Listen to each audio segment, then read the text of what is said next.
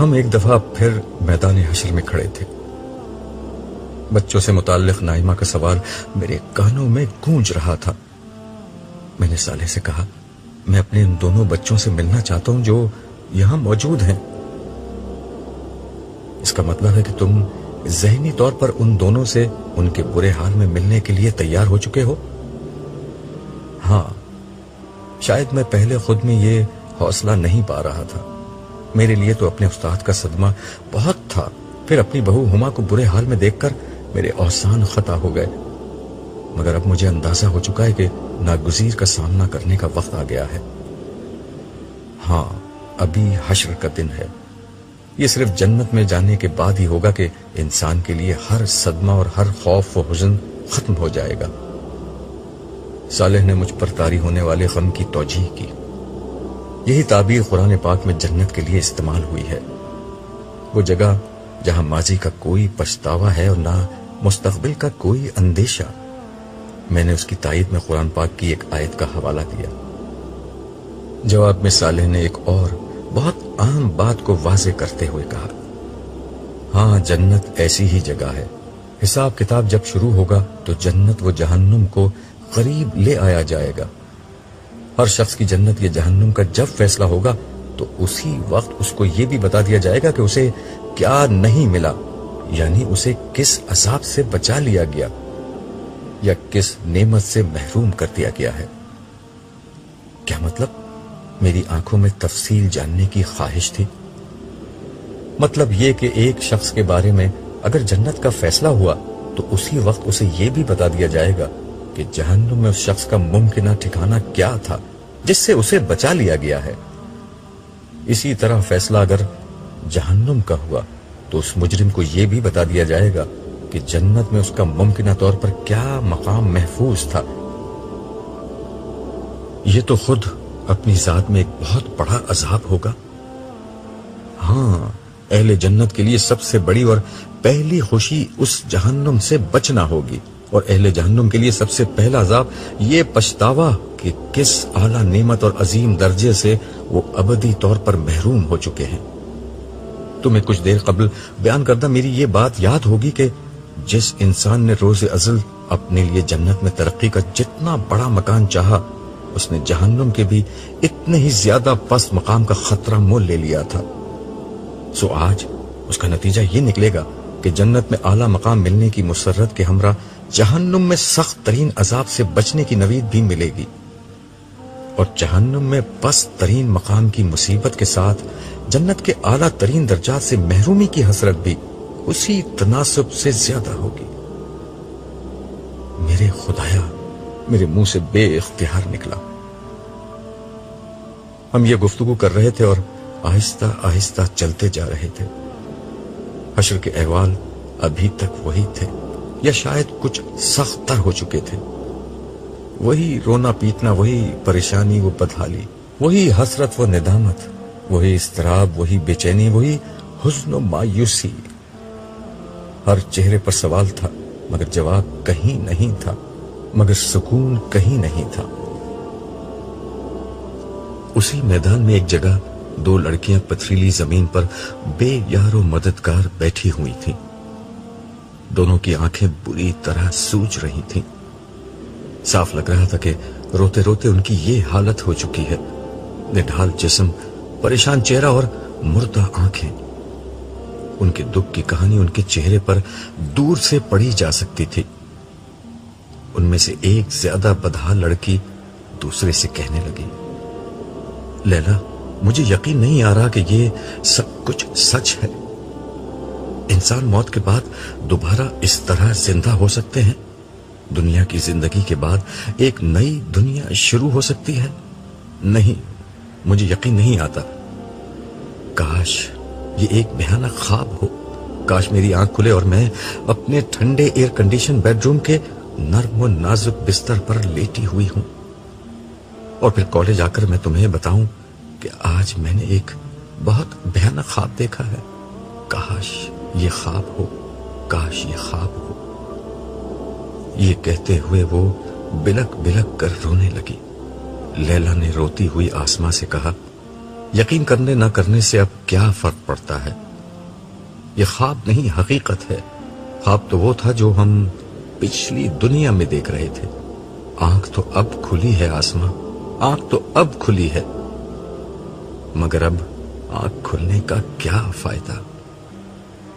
کچھ دیر کے لیے خاموشی چھا گئی، پھر لیلا حسرت کے ساتھ آسماں سے بولی، کاش میری تم سے دوستی نہ ہوتی، کاش میں تمہارے راستے پر نہ چلتی۔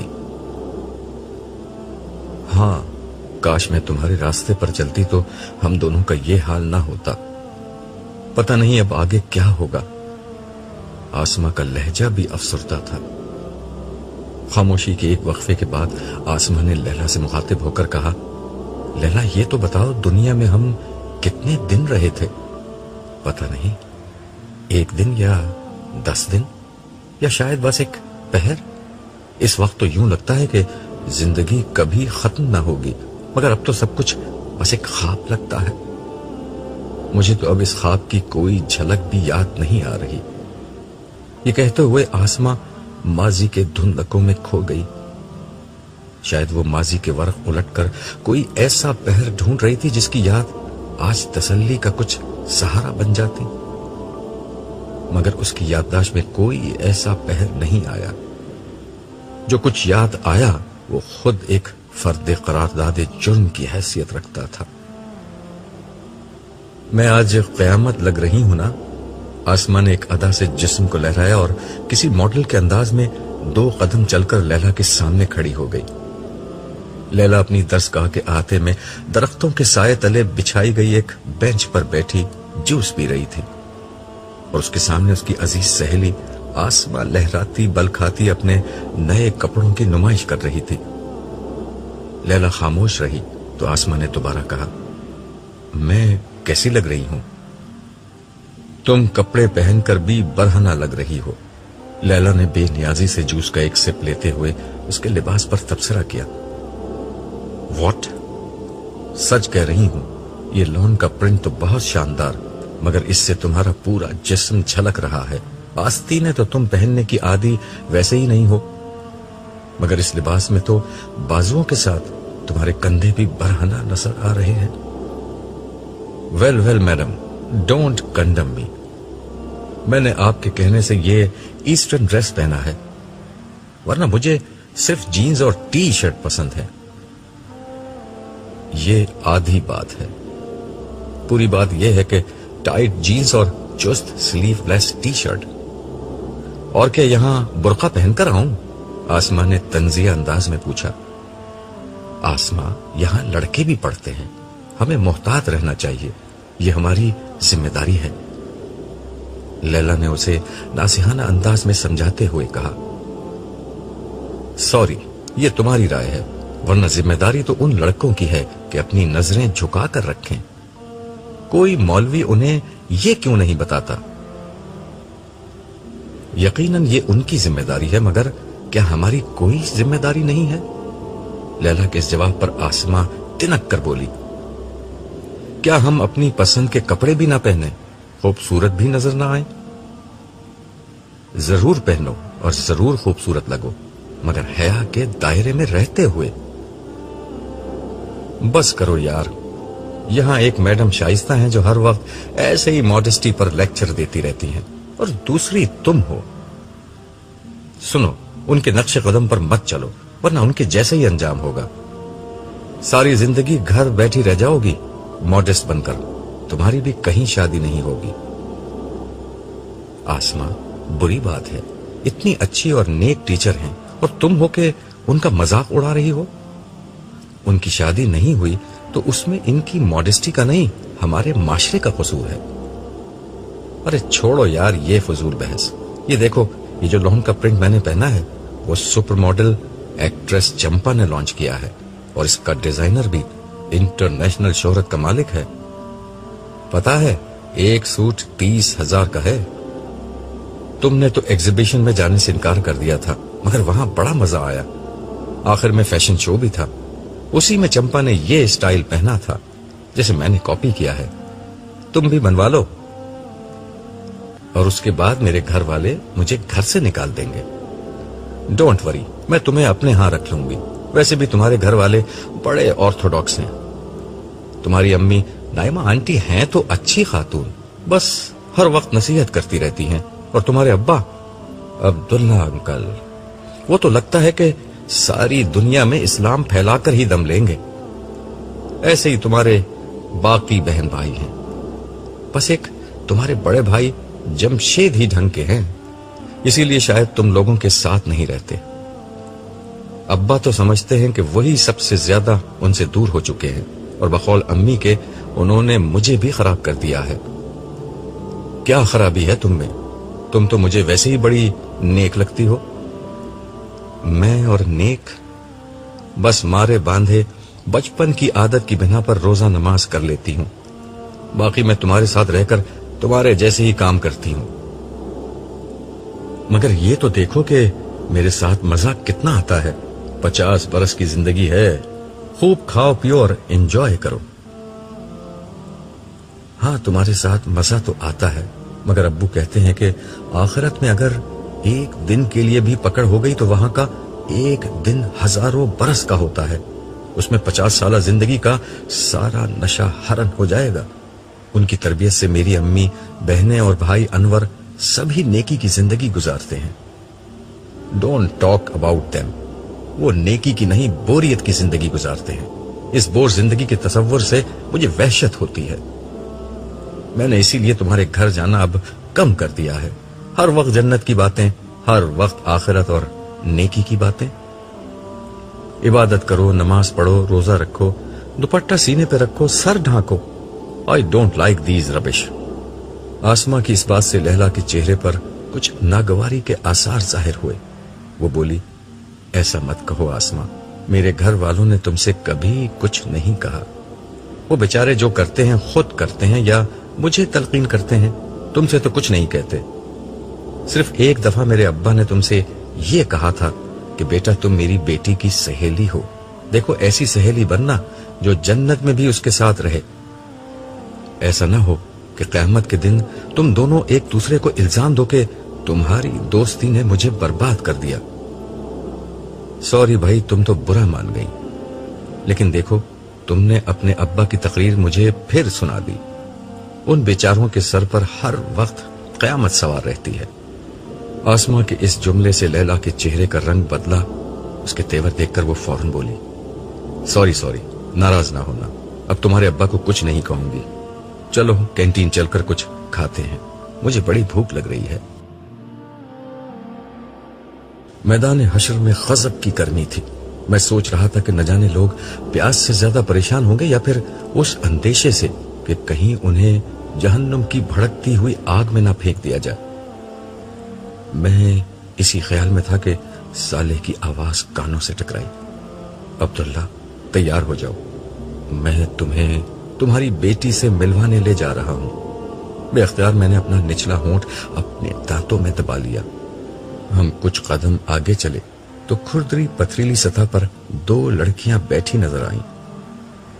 मैं दूर ही से उन दोनों को पहचान गया।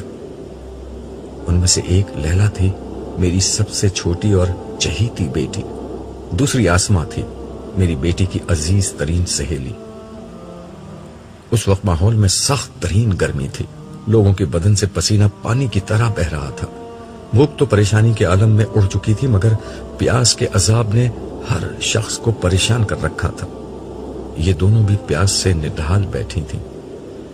आसमा की हालत बहुत खराब थी और प्यास की शिद्दत के मारे वो अपने बाजू से बहता हुआ अपना पसीना चाट रही थी।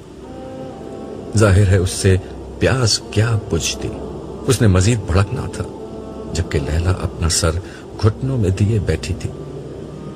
आसमा एक बड़े दौलतमंद खानदान की अकलौती चश्मो चिराग थी। खुदा ने हुस्न, दौलत, स्टेटस हर चीज से नवाजा था। माँ बाप ने अपनी चहेती बेटी को आला तरीन इदारों में तालीम दिलवाई। बचपन से उर्दू की हवा तक नहीं लगने दी गई। अरबी और कुरान करीम को समझकर पढ़ने का तो कोई सवाल ही नहीं था। इंग्लिश मीडियम स्कूलों का इतना असर था कि बच्ची अंग्रेजी अंग्रेजों से ज्यादा अच्छी बोलती थी, मगर ऐसे स्कूलों में जबान जबानदानी के तौर पर नहीं, बल्कि एक برتر تہذیب کی غلامی کے احساس میں سیکھی جاتی ہے۔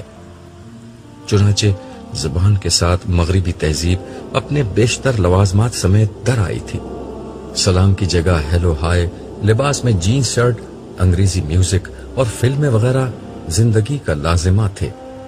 تاہم عاصمہ خاندانی طور پر نو دولتی پس منظر کی نہیں بلکہ خاندانی رئیس تھی، اس لیے کم از کم ظاہر کی حد تک ایک درجے کی تہذیب و شرافت، بڑوں کا ادب لحاظ اور رکھ رکھاؤ پایا جاتا تھا۔ اسی لیے میں نے اس دوستی کو گوارا کر لیا تھا کہ شاید لیلا کی صحبت سے عاصمہ بہتر ہو جائے۔ لیلا سے اس کی دوستی کالج کے زمانے میں ہوئی۔ معلوم نہیں دونوں کے مزاج اور کیمسٹری میں کیا چیز مشترک تھی کہ پس منظر کے اعتبار سے کافی مختلف ہونے کے باوجود کالج کی رفاقت عمر بھر کی دوستی میں بدل گئی۔ مگر بدقسمتی سے اس دوستی میں عاصمہ نے لیلا کا اثر کم قبول کیا اور لیلا نے اس کا اثر زیادہ قبول کر لیا۔ لیلا میری بیٹی ضرور تھی مگر بدقسمتی سے وہ میری جیسی نہ بن سکی۔ مجھ سے زیادہ وہ اپنے سب سے بڑے بھائی جمشید کی لاڈلی تھی، وہی بھائی جو میرا پہلوٹی کا بیٹا تھا اور اسی کی طرح میدان حشر میں کہیں بھٹک رہا تھا۔ ایک طرف بڑے بھائی کا لاڈ پیار اور دوسری طرف عاصمہ کی دوستی۔ یہ عاصمہ اکلوتی ہونے کے ناطے خود والدین کی لاڈلی اور ناز و نعم میں پلی بڑی تھی۔ نتیجہ یہ نکلا کہ آج حشر کی اس خواری میں سے اسے اپنا حصہ وصول کرنا پڑ رہا تھا۔ میرے زمانے کی بیشتر اولادوں کو ان کے والدین کے لاڈ پیار نے برباد کر کے رکھ دیا تھا۔ اولاد ہر دور میں والدین کو محبوب رہی ہے۔ میرے زمانے میں یہ عجیب سانحہ رونما ہوا تھا کہ ماں باپ اپنے بچوں کے عشق میں اس طرح گرفتار ہوئے کہ خود ان کے کھلونے بن گئے۔ شاید یہ کم بچوں کا اثر تھا۔ پہلے ہر گھر میں 8-10 بچے ہوتے تھے، اس لیے والدین ایک حد سے زیادہ بچوں پر توجہ نہیں دیتے تھے۔ مگر میرے زمانے میں والدین کے 2-3 ہی بچے ہوتے تھے اور ان کی زندگی کا واحد مقصد یہی بن گیا تھا کہ اولاد کے لیے سارے جہاں کی خوشیاں سمیٹ کر لاتے۔ وہ ان کے ناز نخرے اٹھاتے، ان کی تربیت کے لیے ان پر سختی کرنے کو برا سمجھتے، ان کی ہر خواہش پوری کرنے کو اپنا مقصد بنا لیتے، ان کو بہترین تعلیم دلوانے کے لیے اپنا سب کچھ لٹا دیتے، یہاں تک کہ ان کے بہتر مستقبل کی خاطر ان کو دوسرے ملکوں میں تعلیم کے لیے بھیج دیتے، اور آخرکار یہ بچے بوڑھے والدین کو چھوڑ کر ترقی یافتہ ممالک میں سیٹ ہو جاتے۔ یہ نہ بھی ہو تب بھی نئی زندگی میں ماں باپ کا کردار بہت محدود تھا، لیکن ماں باپ اس سب کے باوجود بہت خوش تھے۔ والدین کے نزدیک دین کی بنیادوں سے بچوں کو واقف کرانے سے زیادہ اہم یہ تھا کہ بچوں کو منہ ٹیڑھا کر کے انگریزی بولنا سکھا دیں۔ ایمان و اخلاق کی تعلیم دینے سے زیادہ ضروری یہ تھا کہ انتہائی مہنگے تعلیمی اداروں میں اعلیٰ تعلیم دلوا دیں۔ خدا کی سچی محبت، اس کے بندوں سے محبت اور خلق کے خدا کی خیر خواہی کے بجائے اپنے والدین سے مفاد پرستی کی تعلیم حاصل کرتے۔ بچوں کو خاندان کے بزرگوں کے بجائے ٹی وی کی تربیت گاہ کے حوالے کیا جاتا، جہاں تہذیب و شرافت اور اخلاق و شائستگی کے بجائے خواہش پرستی اور مادیت پسندی کا ایک نیا سبق ہر روز پڑھایا جاتا۔ آخرت کی کامیابی کے بجائے دنیا اور اس کی کامیابی کو اہم ترین مقصد بنا کر پیش کیا جاتا تھا۔ خدا، دین اور آخرت بس رسمی سی باتیں تھیں۔ دینداری کی آخری حد یہ تھی کہ کسی مولوی صاحب کے ذریعے سے بچے کو قرآن مجید ناظرہ پڑھوا دیا جاتا۔ رہا اس کا مفہوم تو نہ وہ مولوی صاحب کو معلوم تھا، نہ والدین کو، اور نہ کبھی بچوں ہی کو معلوم ہو پاتا۔ یہ لوگ کبھی سمجھ کر پڑھ لیتے تو انہیں معلوم ہو جاتا کہ قرآن دنیا کی فلاح کے ذکر سے اتنا ہی خالی ہے جتنا ان کی زندگیاں آخرت کے تذکرے سے۔ اس کا سبب پچھلی دنیا میں کسی کی سمجھ میں آیا ہو یا نہیں، آج بالکل واضح تھا۔ جو دنیا میں گزاری وہ تو زندگی تھی ہی نہیں، وہ تو محض امتحان کا پرچہ تھا یا راہ چلتے مسافر کا کسی سرائے میں گزارا ہوا ایک پہر۔ زندگی تو یہ تھی جو کبھی ختم نہ ہونے والی ایک انتہائی تلخ حقیقت بن کر آج سامنے آ کھڑی ہوئی تھی۔ ہم ذرا قریب پہنچے تو آسما کی نظر مجھ پر پڑی۔ اس نے لیلا کو دھوکا دیا۔ لیلا نے گھٹنوں سے سر اٹھایا، اس کی نظر میری نظر سے چار ہوئی۔ ان آنکھوں میں ایسی بے بسی، وحشت اور دکھ تھا کہ میرا دل کٹ کر رہ گیا۔ وہ اٹھی، بھاگ کر مجھ سے لپٹ گئی اور پوری قوت سے رونے لگی۔ اس کی زبان سے ابو ابو کے سوا کچھ اور نہیں نکل رہا تھا۔ میں بڑی مشکل سے خود پر ضبط کر رہا تھا۔ مجھے محسوس ہوا کہ یہ اگر روتی رہی تو کہیں میرے ضبط کا بند بھی میرا ساتھ نہ چھوڑ دے۔ میں نے اس کے سر پر ہاتھ پھیر کر کہا، بیٹا چپ ہو جا، میں نے تجھے بہت سمجھایا تھا نا، اس دن کے لیے جینا سیکھو، دنیا سوائے ایک فریب کے اور کچھ نہیں۔ ہاں آپ ٹھیک کہتے تھے، مگر میری آنکھوں پر پٹی بندھی ہوئی تھی۔ یہ کہتے ہوئے اس کی سسکیوں کی آواز اور بلند ہو گئی۔ وہ میرے سینے سے لگی ہوئی تھی اور میری نظروں کے سامنے سے اس کی پیدائش، بچپن، لڑکپن، جوانی اور زندگی بھر کے تمام مراحل کی تصویریں گزر رہی تھیں۔ کبھی بستر پر پڑی ہوئی وہ گڑیا جس کے رونے سے میں بے چین ہو جایا کرتا تھا، کبھی فراک پہنی ہوئی وہ پری جس کی ایک ایک ادا پر میں جان نثار کرتا تھا، کبھی اسکول کے یونیفارم میں بیگ لٹکائے وہ معصوم سی کلی، کبھی کالج کے یونیفارم میں پھولوں جیسی وہ بچی، اور کبھی شادی کے جوڑے میں سجی میرے دل کا وہ ٹکڑا جو اس وقت سراپا حسرت و یاس کی صورت بنے میرے سینے سے لگی تڑپ رہی تھی۔ مجھے لگا جیسے میرا دل پھٹ جائے گا۔ میں نے اسے بازوؤں سے پکڑ کر خود سے دور کر دیا اور اپنا سر پکڑ کر کھڑا ہو گیا۔ لیلا سسکتی ہوئی آواز میں بولی، مجھے اپنے گھر والوں میں سے یہاں اور کوئی نہیں ملا، نہ شوہر، نہ بچے، نہ آپ لوگوں میں سے کوئی ملا سوائے بھیا کے۔ ان کی حالت بہت خراب ہے ابو، وہ بہت بے قراری سے آپ کو ڈھونڈ رہے ہیں، انہیں بس آپ ہی سے امید ہے۔ میں نے لیلا کی طرف دیکھ کر کہا، اس احمق نے دنیا میں بھی غلط امیدیں باندھی تھی اور اب بھی غلط امید باندھ رہا ہے۔ دنیا میں اسے اپنے کاروبار، بیوی اور بچوں سے ساری امیدیں تھیں، اس کا نتیجہ وہ اب بھگت رہا ہے، اور اب وہ مجھ سے امید لگا رہا ہے، حالانکہ میں کچھ بھی نہیں کر سکتا۔ اتنے میں آسما بھی ہمارے قریب آ کر کھڑی ہو چکی تھی۔ میری آخری بات سن کر وہ بولی، انکل مجھے تو ساری امید آپ سے تھی، لیکن اب آپ بھی نا امید کر رہے ہیں۔ تمہیں یاد ہے آسما، جب تم لیلا کے ساتھ پہلی دفعہ میرے گھر آئی تھی تو میں نے تم سے کیا کہا تھا؟ مجھے یاد ہے ابو، آپ نے اس سے کیا کہا تھا؟ آسما کی جگہ لیلا نے جواب دیا۔ آپ نے کہا تھا کہ بیٹا تم میری بیٹی کی سہیلی ہو، دیکھو ایسی سہیلی بننا جو جنت میں بھی اس کے ساتھ رہے، ایسا نہ ہو کہ تم دونوں خدا کو ناراض کر دو اور کسی بری جگہ تم دونوں کو ساتھ رہنا پڑے، ایسا نہ ہو کہ قیامت کے دن تم دونوں ایک دوسرے کو الزام دو کہ تمہاری دوستی نے مجھے برباد کر دیا۔ آخری جملہ کہتے ہوئے لیلا پھر رونے لگی، اس کے ساتھ آسما بھی سسکیاں بھرنے لگی۔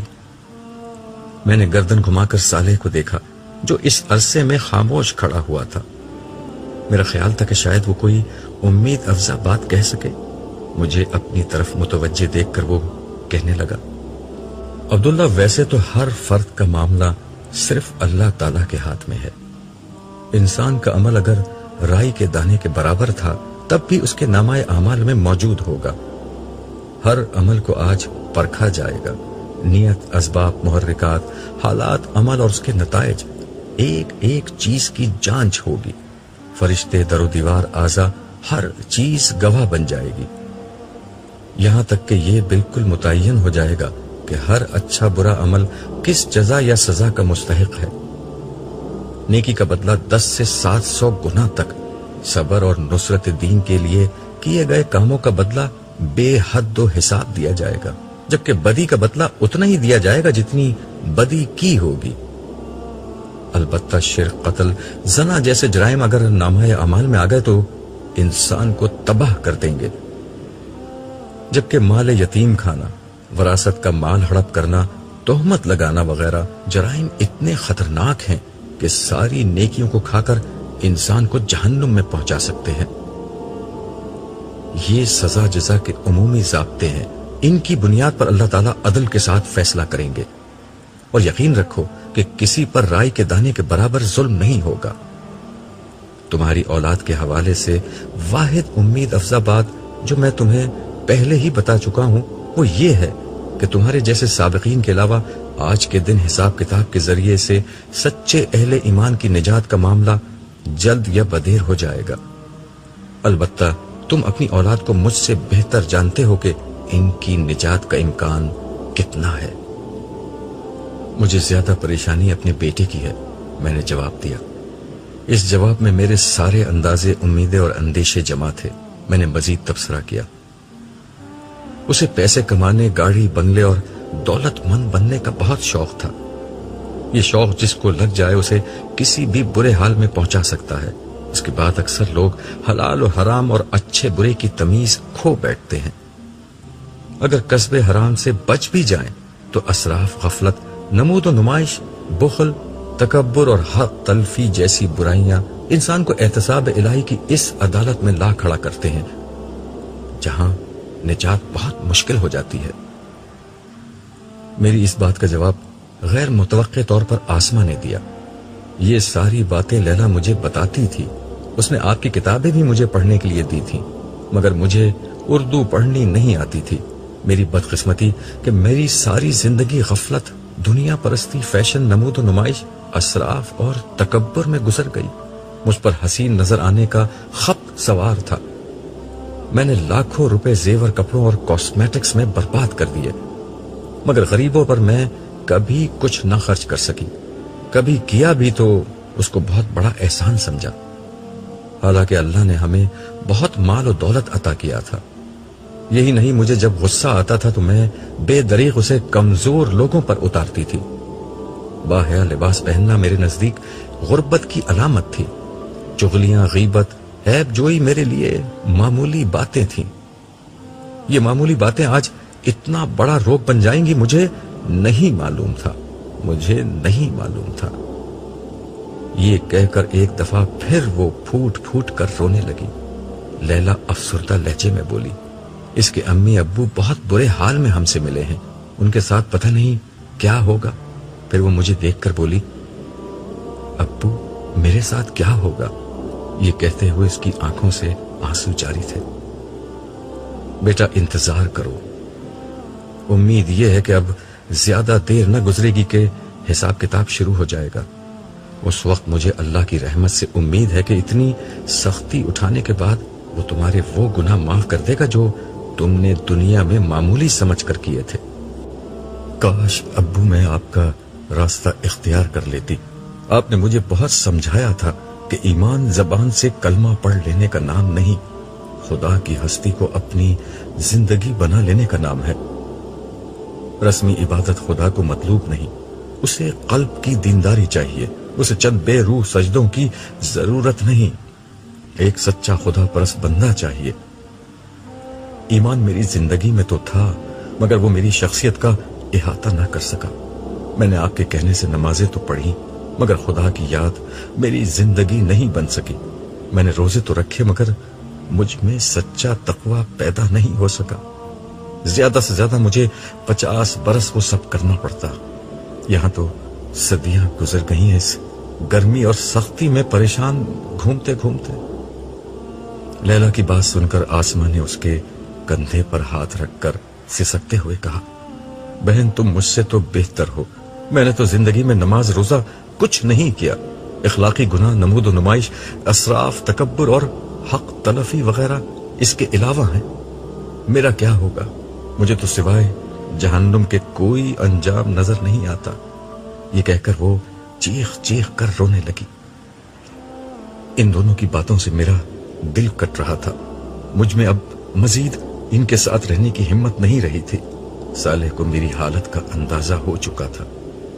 اس نے ان دونوں سے مخاطب ہو کر کہا، عبداللہ کو اب یہاں سے رخصت ہونا ہوگا۔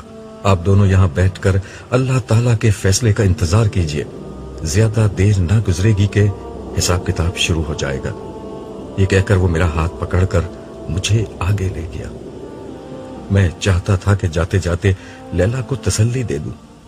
मैं पीछे मुड़ा तो ये देखकर हैरान रह गया कि पीछे का मंजर बदल गया है। हम किसी और जगह खड़े थे। मुझे जरा तेजी से तुम्हें वहां से हटाना पड़ा, वगरना तुम्हें और दुख होता। क्या तुम अपने बेटे से मिलना चाहोगे? नहीं, मैं मजीद कुछ देखने की ताब नहीं रखता, मैंने दो टोक जवाब दिया। मेरा दिल अफसुर्दगी के गहरे समंदर में डूब चुका था। मेरा बस नहीं चल रहा था कि मैं किसी तरह वापस दुनिया में लौटूं और लैला की इस्लाह को जिंदगी का सबसे बड़ा मकसद बना लूं। मुझे एहसास हुआ कि अब यह मुमकिन नहीं। फिर अंदेशे के एक जहरीले सांप ने मेरे सामने सर उठाया। मैंने साले से कहा, साले, कहीं लैला के इस हाल में मेरा कसूर तो नहीं? कहीं मैं तो उसका जिम्मेदार नहीं? नहीं, ऐसा नहीं है। देखो, औलाद तो नूह अलैहिस्सलाम जैसे पैगंबर की भी गिरफ्त में आई है, मगर जिम्मेदारी उनकी नहीं थी। इंसान का फरीजा सिर्फ सही बात दूसरों तक पहुंचाना है। कबूल करने न करने का फैसला हमेशा दूसरे करते हैं। तुम्हारी बेटी लैला ने अपने फैसले खुद किए थे, लेकिन तुम उसकी तकलीफ के जिम्मेदार नहीं हो। मुझे लगा जैसे मुझ पर से एक बोझ उतर गया है, मगर अगले ही लम्हे मुझ पर एक दहशतनाक इंकिशाफ हुआ। अगर मेरी बेटी की वजह से मेरी पकड़ की नौबत आई तो क्या होगा? यही कि मैं बगैर किसी हिचकिचाहट के अपनी प्यारी बेटी को जहन्नुम में झोंक कर अपनी जान बचाना पसंद करूंगा, क्योंकि आज के दिन का अजाब इतना शदीद है कि सारे रिश्ते और ताल्लुकात उसके आगे हीच हैं।